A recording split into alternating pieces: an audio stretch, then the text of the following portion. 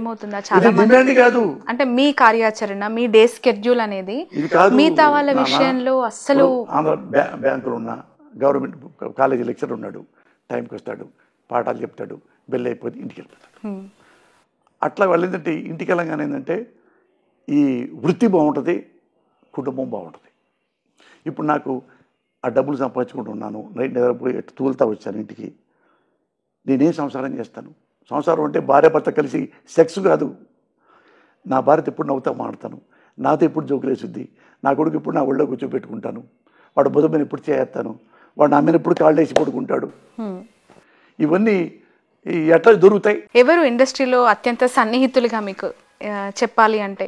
Cinema industry 37 ఏళ్ళు వచ్చి ఎవ్వరు నా స్నేహితులు కారు. నాకు ఎవ్వరూ స్నేహితులు లేరు, ఎవ్వరు క్లోజ్ లేరు.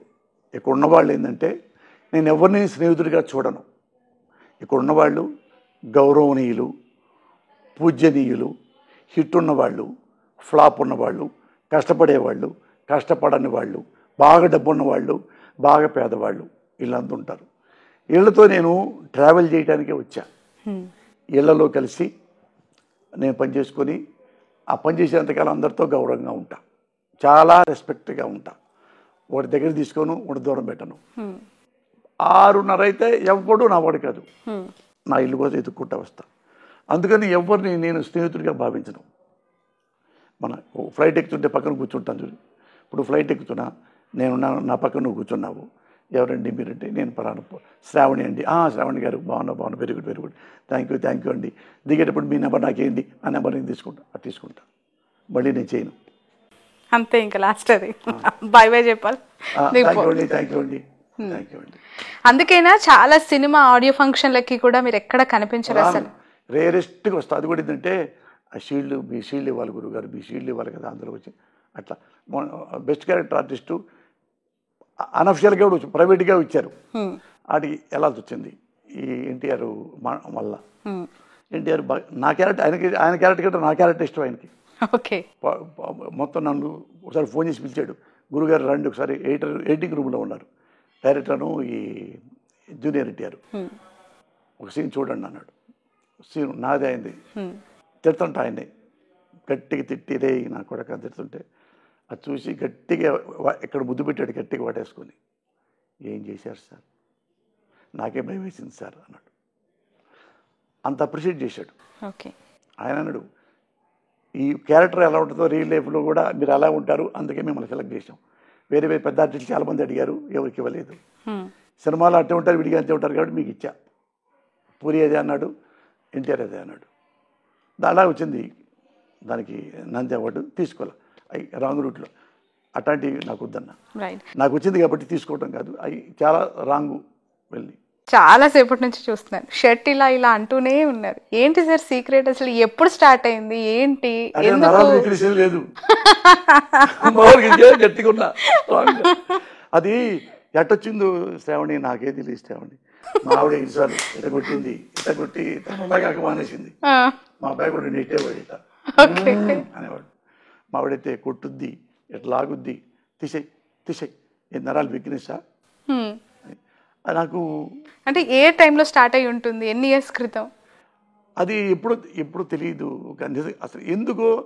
ఇప్పటికి ఇది ఎప్పుడు అందరు ఎక్కిరిస్తారు హీరోలు కూడా. బాలకృష్ణ గారు కూడా నా డ్రెస్సు చూసి, నా డ్రెస్సు పోసానిలాగా డ్రెస్ కుట్టండి నెక్స్ట్ సినిమాలో అన్నాడు.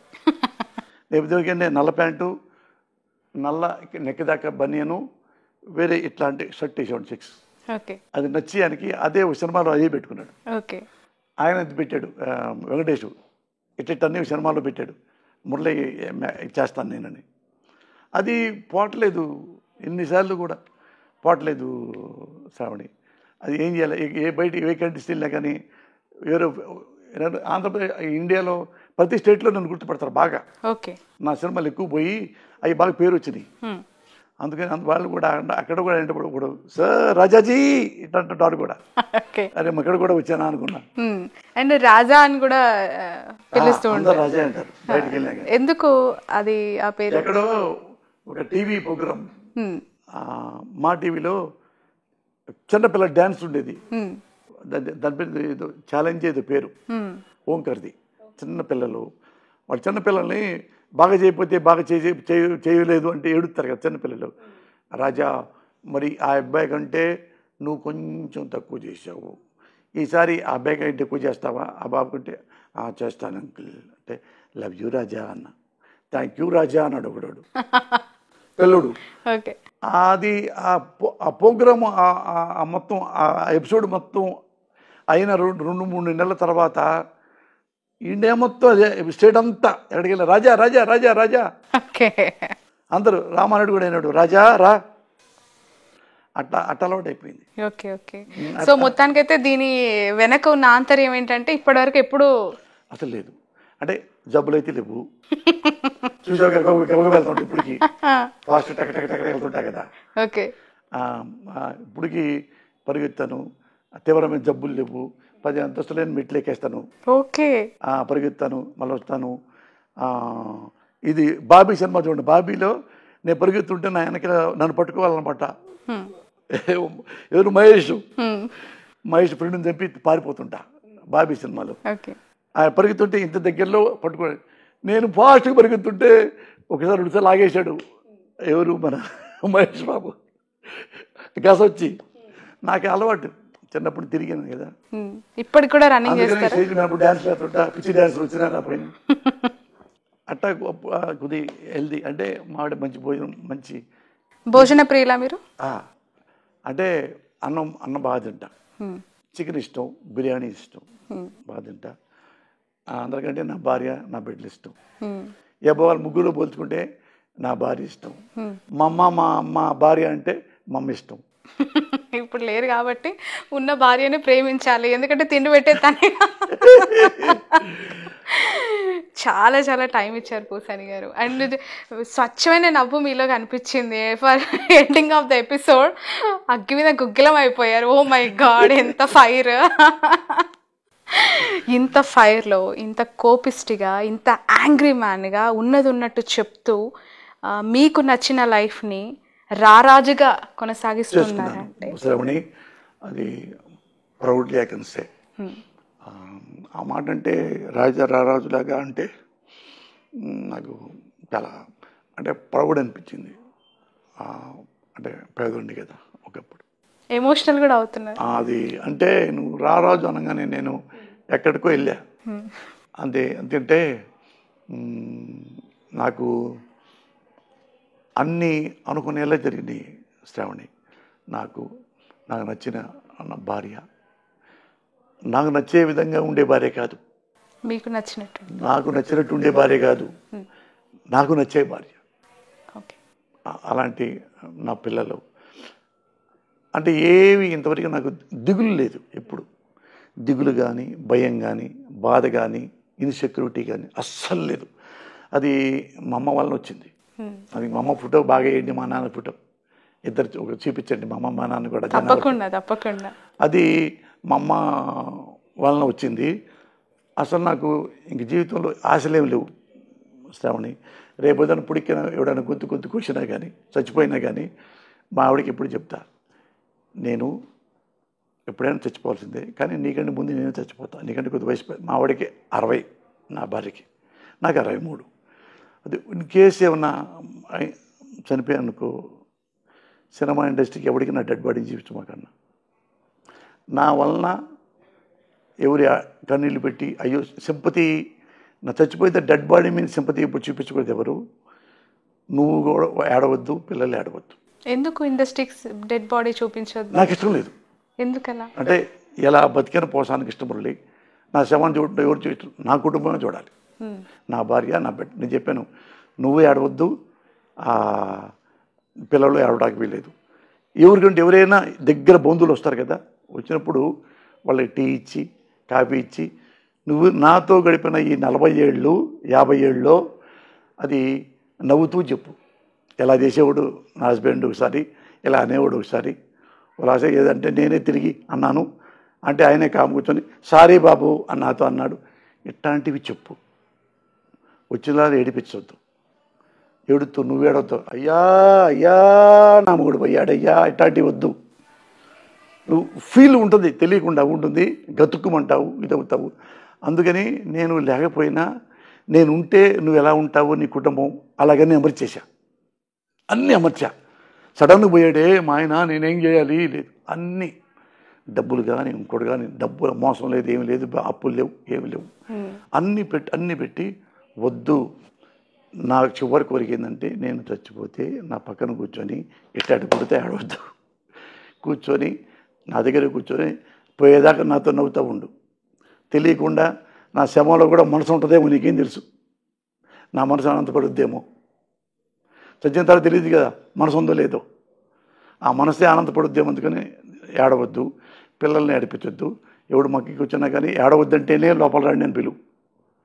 ఏడవ్వం అంటే కూర్చోబెట్టి నా ట్రావెలింగ్ వాళ్ళ తెలియని ఉంటాయి కదా, అవి చెబుతూ ఉండు. ఆవిడే అయిపోయింది, ఆడకెళ్ళిపోయింది. తర్వాత ఫోటోలు ఇట్టు మనవి ఉన్నాయి కదా, మన బెడ్రూమ్లో నా ఫోటో నీ ఫోటో పెట్టుకో, ఇప్పుడు పెట్టద్దు. అంటే మీరు చెప్తున్నవి మాట్లాడుతుంటేనే నాకు ఏడుపు వస్తుంది, కన్నీళ్ళు వస్తున్నాయి. కుటుంబానికి సాధ్యమా? మావిడి ప్రిపేర్ చేసి మావిడికే ఇంత డబ్బులు అంత పేరు పెట్టేశా, ఆస్తులు. ఒకసారి పిల్లలు కొంతమంది ఎట్టుంటో తెలియదు, ఎడిపోతారో, ఫారిన్ పోవచ్చు, కుడుకుడు పోవచ్చు. నీకు 50 crores, నెలకి నువ్వు 8-9 లక్షలు నెట్ నీకు వస్తుంది నెలకి, ఏమి చేయకపోయినా. అందుకో అన్నీ చెప్పా, అన్నీ నువ్వు మంచి వంట అమ్మాయిని పెట్టుకో, ఇల్లు ఉడ్చే అమ్మాయిని పెట్టుకో, బట్టలు ఉడ్చే అమ్మాయి పెట్టుకో, మంచి డ్రైవర్ని పెట్టుకో, 3 ఇంట్లో పెట్టుకో, ఆడపిల్లల్ని పని చేసుకునేవాళ్ళని. సపోజ్ నువ్వు హాస్పిటల్కి వెళ్ళాలి, వాళ్ళతో కారు ఎక్కు, హాస్పిటల్కి వెళ్ళి వచ్చేయి. వాళ్ళతో గుడికి వెళ్ళాలి, వాళ్ళని తీసుకెళ్ళిపో. నువ్వు ఏడన్నా సపోజ్ తిరుపతి వెళ్ళాలి, దగ్గర ఉండే పని అమ్మాయిని తీసుకెళ్ళు, ఇద్దరిని, వాళ్ళు కూడా ఇంట్లో ఫ్లైట్లో తీసుకెళ్ళు, ఆడ పెట్టు, నీ రూమ్లో పడుకోబెట్టుకో, వాళ్ళ బిడ్డలాగాక అట్లా ట్రావెల్ చేయి. గుర్తొస్తుంటా కాబట్టి నవ్వుకుంటా ఉండు, అలా చేశాడని చెప్పి. ఏడుతున్నావు అనుకో, ఇక నీకు నేను బ్యాడ్ లైఫ్ ఇచ్చినట్టు, వెరీ బ్యాడ్ లైఫ్ నీకు ఇచ్చినట్టు అనమాట. అందుకని ఎప్పుడూ చేసినప్పుడు నవ్వుకుంటూ ఉండు. ఇట్లా ఈ చొక్కా అప్పుడు కొన్నాం కదా మేమిద్దరం అనుకుంటా ఉండు. ఏమో పైకి వెళ్ళిన తర్వాత నా ఆత్మ చూస్తుందేమో. అంటే యాక్సిడెంటల్గా చావు అనేది ఎవరు ముందు ఊహించలేరు, కానీ ఇలా ఈ స్థాయిలో ప్రిపేర్ చేయడం అనేది ఏంటి, చావుకు సంబంధించి ఎందుకు, ఆ కార్యక్రమాలకు సంబంధించి, మీ క్రిమేషన్కి సంబంధించి ముందుగానే డిసైడ్ చేయించి మెంటల్గా ప్రిపేర్ చేయించి తీసుకొని మాట్లాడాల్సిన సందర్భాలు ఎందుకు వచ్చాయంటారు? అంటే ఆ అవసరాలు ఎందుకు వచ్చాయి? అంటే ఎప్పుడైనా ఎవడైనా చావాల్సిందే. ది రామానాయుడు కూడా చనిపోయాడుగా, లెజెండరీ. అయితే ఇప్పుడు 60 ఏళ్ళు వచ్చిన తర్వాత ఎన్నాళ్ళు ఎప్పుడు ఏంటో అనేది ఒక్కోసారి మనం చెప్పలేము. నా భార్యకి ఇప్పుడు చెప్పా, ఇంట్లో మాట కబుర్లు పడుకొని కబుర్లు చెప్పుకుంటా అప్పుడు మొదలుపెట్టా. అట్లా చెప్పి ఆమెని లైన్ ఫస్ట్ ఏడ్చింది, తను ఏడ్చింది. నువ్వు లేకపోతే నేను ఎందుకు, నువ్వు లేకపోతే నేను ఎందుకని, నువ్వు చచ్చిపోయినా నేను బతుకుంటాను, గుర్తుపెట్టుకో అన్న. ఎవరు ముందు పోతే అని. అట్లా నేను ఏజ్ కాబట్టి, నేను ముందు మగాడు కాబట్టి, అందుకని ఏడవను అనేదా తీసుకొచ్చా. అప్పుడు మిగతా కూడా కాఫీ టీలు ఇచ్చి అన్నీ నవ్విస్తూ ఉండండి. లోపల నా మనసు ఉంటుంది, నీకేం తెలుసు, నా మనసు నవ్వుతూ ఉంటుందేమో. అంటే ఒక మరణం అనేది సంభవించినప్పుడు పరామర్శకి వస్తూ ఉంటారు. చివరి చూపు అనేది చాలా ఇంపార్టెంట్. ఎక్కడెక్కడో ఉన్న అమెరికా, ఆస్ట్రేలియా నుంచి కుటుంబ సభ్యులు చూడాలనుకున్న వాళ్ళు అవసరమైతే 2 రోజులు ఫ్రీజర్లో పెడుతున్న పరిస్థితులు కూడా ఇప్పుడు తప్పట్లేదు, అనివార్యం అయిపోయాయి. అలాంటి పరిస్థితుల్లో పోసాని గారి డెడ్ బాడీని ఇండస్ట్రీకి చూపించొద్దు అంటే ఆగిపోతారా మీ అభిమానులు? నేనే గట్టిగా చెప్పా, మీతో పనిచేసిన వాళ్ళు రాకుండా అసలు వద్దని చెప్పా. థ్యాంక్ యూ, బయట కూర్చోండి, కావాలంటే భోజనం తర్వాత భోజనం చేసుకుని తప్ప నా బాడీ, నా భార్య, నా రక్త సంబంధికులు, నా కొడుకులే చూడాలి. ఎందుకంటే ఎవరన్నా సానుభూతి, అయ్యో పాపం చచ్చిపోయాడు రా అదే ఇట్లాంటివి నేను వింటే చూస్తాను, నాకు కోపం వస్తుంటుంది. అది నాకు నేను చనిపోయిన తర్వాత ఇట్లా అనుకో, మావిడికి ఇంకా భయం వేస్తుంది, నా పిల్లకి ఇంకా భయం వేస్తుంది, ఏడుస్తూ ఉంటే అంత ఇన్సెక్యూరిటీ వచ్చింది. అమ్మో ఇంతమంది ఎడుతున్నారంటే నేను పోతే తర్వాత నేను ఏమైపోతాను. అన్నీ నెలకి మా ఆవిడకి 10 లక్షలు వస్తాయి, 9-10 లక్షలు మా ఆవిడకి, పిల్లలు కాకుండా పిల్లలకి వేరే వస్తాయి. అట్ట సెట్ చేసి పెట్టా అన్నప్పుడు నువ్వు బెంచి కారు కొనుక్కో, ఎక్సలెంట్గా కొనుక్కో, ఇది ఇల్లు, ఇది ఇప్పుడే 10 కోట్లు ఒకటే, వేరే అన్ని పిల్లలకి ఇచ్చేసాం నువ్వు. అందుకని ఏడవద్దు, ఏడితే చెప్తాం, ఎన్ని డబ్బులు చేసిపోయాడు, ఎప్పుడు ఎన్నాళ్ళు ఏడిపించాడు ఈ ముండా కొడుకు అంటారే, నవ్వుతుంటే సంతోషపడతారు. అందుకని నువ్వు వచ్చినప్పుడే అన్ని కబుర్లు చెప్పు, మా అక్కలతో కానీ, మా చెల్లెళ్ళతో కానీ, మా బామర్దులతో. ఎంతమంది అండి సిస్టర్స్ మీకు? ఒక అక్క, ఒక చెల్లి, ఒక తమ్ముడు, నేను. వాళ్ళు ఎవరు వచ్చినా కానీ ఇలా చేసేవాడు పెద్దనాన్న, ఎలా చేసేవాడు మీ తమ్ముడు, మీ అన్నయ్య, ఎట్లా అని అట్లా నీ పక్కన కొడుకు, వాడు కూడా కొడుకు నవ్వుతా ఆడాలి నా డబ్బాడికి. అప్పుడు వెళ్తే నేను నిజంగా హ్యాపీగా పైకి వెళ్తా. నువ్వు ఎడుతుంటే నేను ఎడుతో పైకి వెళ్తాను, నీ ఇష్టం ఆలోచించుకున్నా. చాలా నాళ్ళ తర్వాత అది సరేలే ఏడవలే అట్లా అన్నీ మావిడికి అన్నీ మా ఇద్దరు అట్లానే ఉంటాం. ఆమె ఇప్పుడు ఆడ మనిషి ఎలా ఉంటుంది, ఆ మెంటాలిటీ ఎలా ఉంటుంది ఎవరిదైనా కానీ మనిషిలో, మగవాడు చెడిపోవడానికి, మగవాడు ఇంకా బుద్ధిగా ఉండటానికి భార్య ఆడదే కారణం. ముఖ్యంగా భార్య ఎప్పుడు అట్రాక్షన్గా ఉండదు, ఎఫెక్షన్గా ఉంటుంది. అట్రాక్షను బయట ఆడలో ఉంటుంది. ఎప్పుడు మెడలో తాళి కట్టాము అట్రాక్షన్ అవుదిక, ఎఫెక్షనే. ఎప్పుడు నా భార్య నేను ఎఫెక్షన్తో ఉంటాం. అట్రాక్షన్ అనుకో బ్రేక్ అయిపోద్ది, ఎఫెక్షన్ బ్రేక్ అవ్వదు ఎప్పుడు. అందుకని ఎఫెక్షనేట్ కానీ 32 ఏళ్ళ నుంచి, అలాగే 30 ఏళ్ళ నుంచి ఆ ట్రావెల్ అయ్యాం. అందుకని అన్న ఏడవద్దని అట్లా మేము అట్లా అది. అందుకని బయట కూడా నేను చాలాసార్లు అట్రాక్ట్ అయ్యా.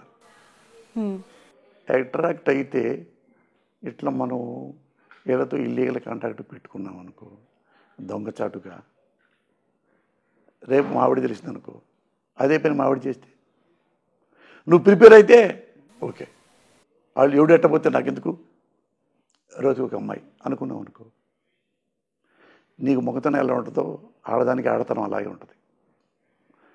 You should not forget that. తాళిపుట్టి కట్టకూడదు అప్పుడు. నీ మెంటాలిటీ రోజు ఒక అమ్మాయి. నేను అట్రాక్ట్ అవుతా. ఎంతవరకు అయ్యానంటే నా కుటుంబం నాశనం కానంతవరకు, నా జీవితం నాశనం కానంతవరకు, నా భవిష్యత్తు నేను వాడతా, షేక్ అండ్ ఇస్తా, హక్ చేసుకుంటాం. సినిమా ఇండస్ట్రీలో ఉండేది కాబట్టి. కానీ ఎంతవరకు వెళ్ళి 99% 100% అమ్మో అట్లా ఉండాలి అంటే నేను, ఎందుకంటే వామో నేను ఎలా తిరిగితే ఇంటూ ఆడాలు తిరుగుతారా అని లెక్క కాదు. మన్ని మనస వాచ అన్నీ నమ్మేసింది. ఒక ఫ్రెండ్ లాగా, మొగుళ్ళ కాదు. డబ్బులు తీసుకో, అన్నం ఉండు, ఈరోజు పప్పుచారు ఉండు, ఈరోజు వంకాయ కూర ఉండు, అది కాదు. నేనే ఏం పెడుతున్నారు ఈరోజు, మీరు ఏం తినిపిస్తున్నారు, అట్ట ట్రావెల్ అయ్యాం మేము, అందుకని తప్పులు 99% పక్కన పెట్టేసా. ఓకే, అది దీని వెనక ఇంత కథ ఉందంటారు. తెలిసినాయా మేడంకి మీ రిలేషన్స్కి సంబంధించి? రిలేషన్స్ అయితే ఈ వెదవపల్లి నేను చేయలే. ఓకే, వెదవపల్లి నేను చేయలే. అంటే సినీ ఇండస్ట్రీలో అవి కామన్ అని మాట్లాడుతూ ఉంటారు. అఫెక్షనేట్గా సరదాగా ఉండేవి తప్ప, అంతేగాని ఇల్లీగల్ కాంటాక్ట్లు పెట్టుకొని అక్కడ ఒక అమ్మాయిని పెట్టి ఇక్కడ ఒక అమ్మాయిని పెట్టి అవి లేవు. ఓకే, అవి సరదాగా ఎంతవరకు మాడతానంటే నాశనం కానంతవరకు. అంటే ఒక అమ్మాయితో సెక్స్ కాంటాక్ట్ అయితే నాశనం అయిపోయినట్టే. ఇది ఈ పాయింట్ ఆఫ్ వ్యూలో అయితే. మామూలుగా అయితే జనరల్గా శాస్త్ర ప్రకారంగా అయితే ఆడదానికి ఆకర్షించేయకుండా ఉంటుంది, మగాడికి చెల్లించేయకుండా ఉంటుంది.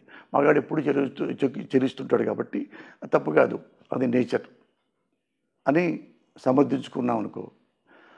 ఆడది అదే సమర్థించుకుంటుంది. ఆడదానికి ఆకర్షించేయకుండా ఉంటుందండి. వాడు ఆకర్షించాడు, నన్ను ఏం చేయమంటారు?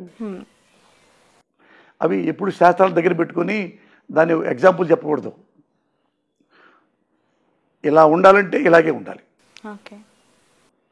అది 99% నేను మోసం చేయలే.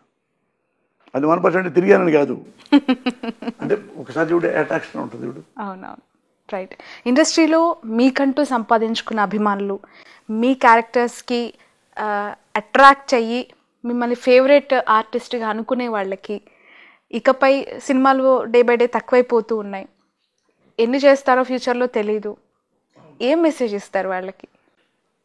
ఇప్పుడు ఈ రోజుల్లో మెసేజ్ మనం ఇస్తే ఆ మెసేజ్ తీసుకునే మనుషులు ఎవరు ఉండరు.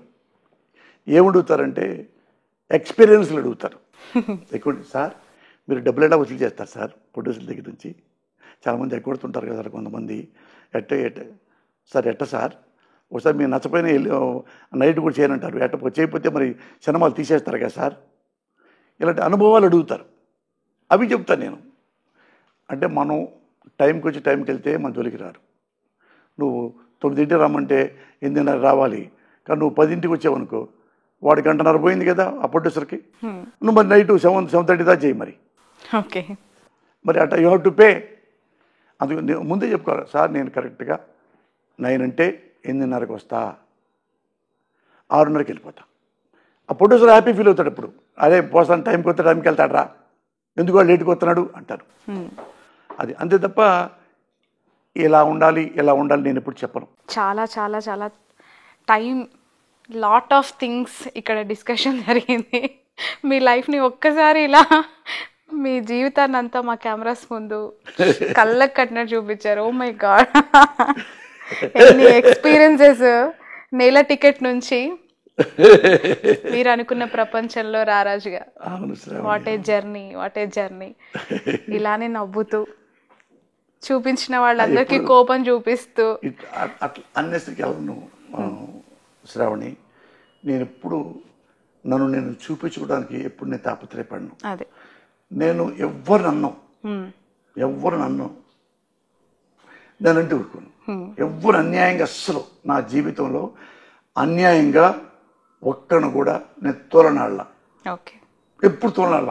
ఇలా తోడనాడేవాడిని అయితే, ఇట్లా క్యారెక్టర్ లేని వాడిని అయితే 37 ఏళ్ల పాటు ఇండస్ట్రీలో ఉండను. అది ఒకటి మర్చిపోవద్దు.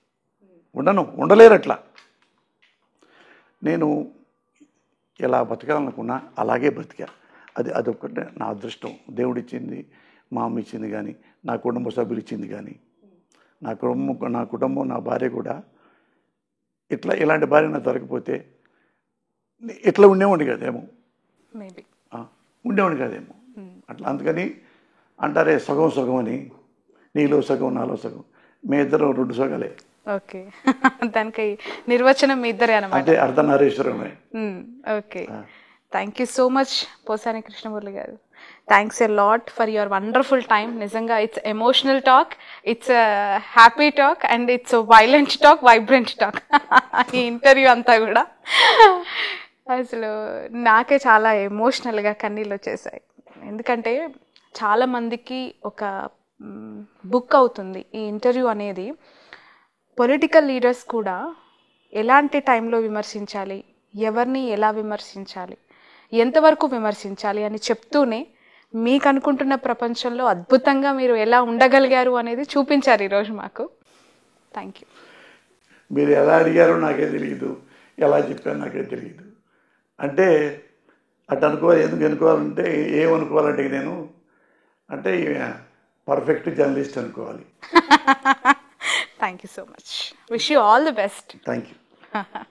సో ఇది పోసాని కృష్ణమురళి గారితో ఇంటర్వ్యూ. చాలా చాలా అంశాలు ఇందులో మాట్లాడారు. తన జర్నీ, తన సినిమా ఇండస్ట్రీ, పొలిటికల్ ట్రావెల్ గురించి అన్నీ కూడా ఈ ఇంటర్వ్యూలో ఎక్స్ప్లెయిన్ చేశారు. That's all for now. చూస్తూనే ఉండండి క్యూబ్ టీవీ.